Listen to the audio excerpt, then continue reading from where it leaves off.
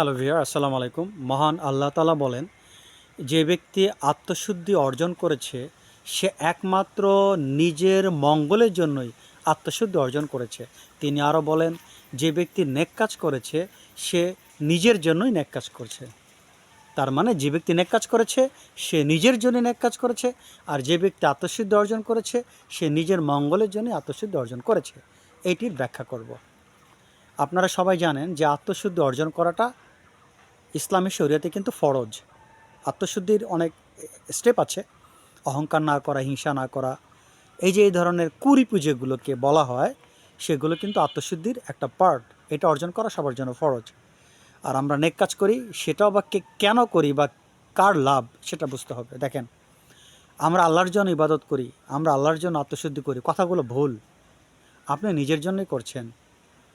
যেমন ধরেন, শিশু যখন ছোট থাকে তখন সে কিন্তু পিতামাতার ভয়তে পড়াশোনা করে। সে বলে কি, মা বাবার জন্য পড়াশোনা করছে, কিন্তু অ্যাকচুয়ালি সে কিন্তু মা বাবার জন্য পড়াশোনা করছে না। কেননা সে এক সময় বড় হবে, বিসিএস ক্যাডার হবে, ডক্টর হবে, ইঞ্জিনিয়ার হবে, আর সব কিছু কিন্তু সে নিজের জন্যই করছে। এবং এর ফলটা, এর উপকারটা সে কিন্তু ফিউচারে পাবে। তখন সে বুঝতে পারবে আসলে মা বাবা কেন আমাকে পড়তে বলেছিলেন। তো সে বুঝতে পারবে আমার নিজের সেট আপ হওয়ার জন্যই কিন্তু মা বাবা আমাকে এই বিষয়গুলো করার জন্য আদেশ করতেন। সিমিলারলি আত্মশুদ্ধি আপনি অর্জন করেছেন, ইসলামী শরিয়াতে আত্মশুদ্ধির জন্য খুব তাগিদ দেওয়া হয়েছে। এই আত্মশুদ্ধির বেনিফিট আপনি পৃথিবীতে পাবেন। যেমন হিংসা না করা। আপনার মধ্যে হিংসা থাকলে, হিংসার যে একটা জ্বালা যন্ত্রণা, এটা একটা কিন্তু কয়লার আগুন। যার মধ্যে হিংসা থাকবে একমাত্র সেই ভালো করে জানে তার হৃদয়টা কতটাই কয়লার আগুনে জ্বলছে, পুড়ছে, অঙ্গার হচ্ছে। তো আপনি হিংসাকে যখন আপনি অ্যাভয়েড করবেন, আপনি যখন হিংসাকে পরিত্যাগ করবেন, তখন আপনি কিন্তু একটা মানসিকভাবে একটা শান্তি লাভ করবেন। সাইকোলজিস্ট যারা, তারা কিন্তু এই কথাটা বলেন, মনোবিজ্ঞানীরা এই কথাটাকে স্বীকার করেছেন। মানসিক স্বাস্থ্যের জন্য হিংসা দূর করা অপরিহার্য। এটা আমার কথা নয়, মনোবিজ্ঞানীদের কথা। আপনি যদি কাউকে ভালোবাসেন, আপনি যদি মানবজাতিকে ভালোবাসেন, তার মানে হচ্ছে আপনার মধ্যে ভালোবাসা তৈরি হচ্ছে, আপনি প্রফুল্লতা অর্জন করছেন, আপনি মানসিক প্রফুল্লতা অর্জন করছেন। আপনি গরিবকে ভালোবাসছেন, বন্ধুদের ভালোবাসছেন, ইভেন আপনি আপনার শত্রুকে ভালোবাসছেন। অ্যাজ এ রেজাল্ট কী হচ্ছে জানেন? আপনার যেটা মানসিক শান্তি, আরেকজন ব্যক্তি তার মানসিক শান্তির সাথে আপনার কোনো মিলবে না। আপনার কাছে জগতে সবাই আপনার কাছে একটা লাইক ইয়োর ফ্যামিলি, আপনার পরিবারের মতো। আপনি যখন আপনার পরিবারের কাছে যান, আপনি শান্তি পান না? আপনি আপনার সন্তানকে কোলে নেন, আপনি আপনার স্ত্রীকে ভালোবাসেন, যদি মা বাবা থাকে তাদেরকে ভালোবাসেন, আপনি একটা শান্তি লাভ করে থাকেন। তার কারণটা কি? আপনি আপনার ফ্যামিলি মেম্বারদেরকে ভালোবাসেন। এটি কিন্তু বাস্তব।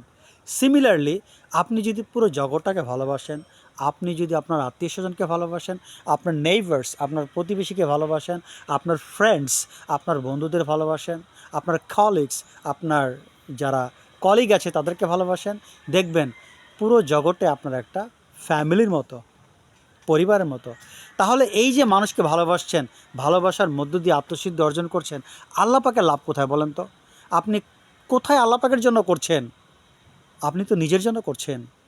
আপনি যদি, যেমন আত্মশুদ্ধিতে বলা হয়েছে যে তোমরা, হাদিসে বলা হয়েছে, পবিত্র কোরআন শরীফে বলা হয়েছে, সেভারাল টাইম এটা বলা হয়েছে, তোমরা সবার সাথে ভালো ব্যবহার করো, ভালো আচরণ করো, সম্মান দিয়ে কথা বলো। এটা একটা আত্মশুদ্ধি। আপনি পবিত্র কোরআন এবং হাদিস মোতাবেক আপনি যখন ভালো কথা বলবেন, ভালো ব্যবহার করবেন, মানুষকে কষ্ট না দিবেন, এটার মাধ্যমে কিন্তু আপনি নিজেকে শুদ্ধ করছেন। এবং এটার যে কি স্বাদ, এটার যে কি ঘ্রাণ, এটার কি আস্বাদন, এটার যে কি মজা, যিনি এটাকে চর্চা করেন একমাত্র তিনিই পান। কারণ তার আত্মাটা, তার হৃদয়টা খুবই পবিত্র হয়ে যায়। তাহলে বলেন, এই যে আত্মশুদ্ধি আপনি করছেন, কোথায় আল্লাহ পাকের লাভ, কোথায় আমাদের মহানবী সাল্লাল্লাহু আলাইহি সাল্লামের লাভ? এই লাভ দুনিয়াতে আপনিই পাচ্ছেন। এই জন্য মহান আল্লাহ তাআলা বলেছেন, যে ব্যক্তি আত্মশুদ্ধি অর্জন করেছে সে একমাত্র নিজের মঙ্গলের জন্য আত্মশুদ্ধি অর্জন করেছে। আর এই আত্মশুদ্ধিকে আল্লাহ পাকের নৈকট্য অর্জন করার জন্য 1 নম্বর শর্ত দেওয়া হয়েছে। এবার আসেন নেক কাজ। আল্লাহ পাক বলেছেন, যে নেক কাজ করে সে তার নিজের জন্যই করে। এখন আপনি নামাজ পড়ছেন, দেখেন নামাজের যত উপকার আছে আপনারা আমার চাইতে ভালো জানেন যে নামাজের কিন্তু অনেক অনেক উপকার আছে। বৈজ্ঞানিক দৃষ্টিকোণ থেকে নামাজের প্রচুর আমাদের স্বাস্থ্যগত উপকার আছে। আমাদের পুরো দেহটার জন্য, প্রতিটি অর্গ্যানের উপকারের জন্য নামাজ গুরুত্বপূর্ণ। রোজা রাখছেন, রোজার আপনারা বৈজ্ঞানিক যুক্তি জানেন যে 1 মাস যদি রোজা রাখেন পাকস্থলী রেস্ট পায়, কারণ যে পাকস্থলী আপনাকে সারাটা বছর সেবা দিয়ে আসছে, 11টা মাস সেবা দিয়ে আসছে, সে পাকস্থলীর একটা রেস্ট দরকার। ওই রেস্টটা আপনার রমজান মাসে তারা পায়, তারা বিশ্রাম পায়। এতে কি হয়, রমজানের পরে আপনাকে তারা ভালো সার্ভিস দিতে পারে। আল্লাহ পাক কত সুন্দর করেছেন। এইভাবে পবিত্র রমজানের হাকিকত আপনারা ঘাটাঘাটি করেন, দেখেন না রমজানের কত গুরুত্ব। একটা গুরুত্ব দেখান তো যে আল্লাহ পাকের জন্য রমজানের 100টা যদি উপকার থাকে, 100টা আপনার দেহের জন্য, আপনার মনের জন্য, একটা আল্লাহ পাকের জন্য নয়। সো আমরা যত নেক কাজ করছি সেটা একমাত্র আমাদের জন্য। তাহলে মহান আল্লাহ তাআলার জন্য আমরা কিছুই করছি না, আমরা যাই করছি তার কিন্তু ফিডব্যাক আমরা নিজেরাই পাচ্ছি। তার মানে মহান আল্লাহ তাআলা আমাদের শিক্ষা দিচ্ছেন যে তোমরা আমার নামে করো, কিন্তু এটার ফল তোমাদের কাছে যাবে, এতে আমার নেই। মহান আল্লাহ তাআলা তো মহান, তার কি দরকার বলেন? আমাদের মতো কোটি কোটি মানুষ যদি তিনি সৃষ্টি না করতেন, তার কোনো প্রবলেম ছিল? হাজার হাজার কোটি কোটি ফেরেশতা তৈরি করতে তিনি পারতেন, এবং তারাই তার স্মরণের জন্য যথেষ্ট ছিল। কিসের জন্য তিনি মানুষ সৃষ্টিকর্তার প্রয়োজন ছিল? দরকারই নেই। আসলে আমরা যে নেক কাজ করি, আমরা যে আত্মশুদ্ধি করি, সেটা মহান আল্লাহ তাআলার জন্য, তার তো কোনো অভাব নেই। আপনি, আমি বা আমাদের মতো যত কাঙ্গাল আছে, তারা যদি আজীবনও আল্লাহকে অস্বীকারও করেন, তাতে তার কি আসা যায়? কিছুই নয়। সারা পৃথিবীর মানুষ যদি বলে আল্লাহ নেই, তাতে তার কি আসা যায় বলেন? কিছুই নয়। সো আমরা আজকের ভিডিওতে এটাই বুঝতে পারলাম, আমরা যত সৎ কাজ করি, যত আত্মশুদ্ধি করি, সেটা আমাদের জন্য। আর আমাদের উদ্দেশ্য থাকবে যে মহান আল্লাহ তাআলাকে খুশি করার জন্যই আমরা এগুলো করছি, তাহলে আমরা তার উপকার ডাবল পাবো।